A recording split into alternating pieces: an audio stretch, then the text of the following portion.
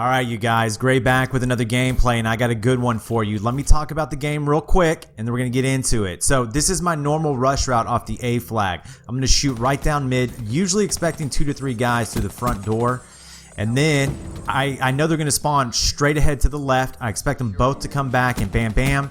And I throw my defensive Simtex and I rush to the left. This is what I pretty much do every single time on evac.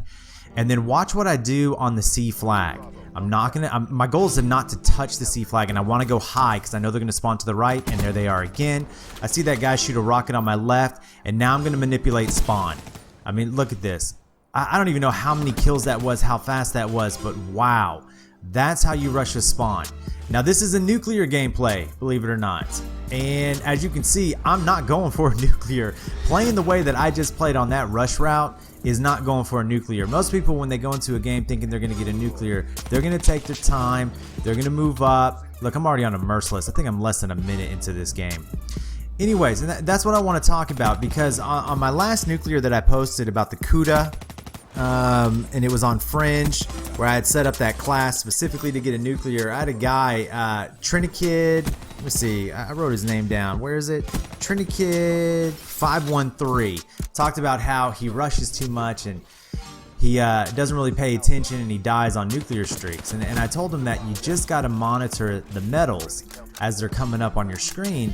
And once you hit, you know, once you're past the ruthless and you get on into that relentless, you got to slow down, you got to adjust. Now, this is a new account I'm playing on. I want you to know that right off the bat. You could see just off the Kuda right off the bat, I'm using that, I think it's called Dante camo, because this is an account that I set up. You know, last week I talked about the dark matter and I didn't know what I was going to do. Was I going to reset my account? Well, I decided just to start up a different account. You know, I worked so hard getting that dark matter and unlocking those emblems and things, and the idea of just resetting it and moving on, nah, I'm not going to do it. So I started up a new account, leveling it up. Now, I'd already prestige once. This is into my first prestige right here, and I don't have much unlocked. I think I'm running, I think I got blind eye on, I have fast hands because I don't have scavenger, and I have, what's the other one? I have dead silence. That was my carryover.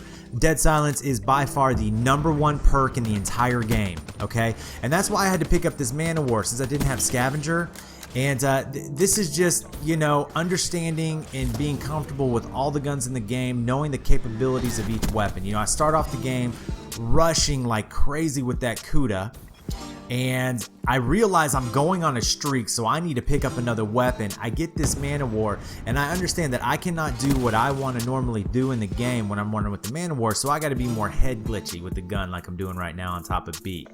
So you guys, once I see that I'm going on a streak, I'm going to slow down. I'm going to pull back. You know, in some videos I talk about pushing up. Well, in this, I'm going to advise you, once you're on one of these long streaks, you pull back, you take your time, because it doesn't happen that often for most of us going on relentless and brutal streaks. That challenge right there was probably the scariest thing that I had in the entire streak, challenging that guy. I wasn't expecting him to be ADS right there. Here's my brutal. I'm going to calm down. Okay, second half. That was the end of the first half. Here comes the second half. As you can see, I got my Dingo. I know that I'm going to get this nuclear, okay? And I want to be really, really careful with it. So I'm not going to start off with my Kuda like I normally would and rush. I'm going to take my time. I'm going to use the Dingo. I'm going to pick my spots, and I'm going to get this nuclear on this account because I wanted that emblem. Because, you know, I don't have any emblems on this one since it's a new account. This spot right here, keep in mind about that spot right there. It's a great way to pick them off that spawn. A lot of people don't know about that. So yeah, Trinikid, back to what I was talking about initially. You know, rush all you want, but you gotta monitor the medals as they're popping up on your screen. If you do want to get a nuclear, play the way you normally play, but as soon as you see these medals start getting bigger and bigger, know to pull back. There's my nuclear. I actually froze. If you saw that, I was like, I got it. Streak loadout in this game, I was running UAV, HellStorm missile, wraps.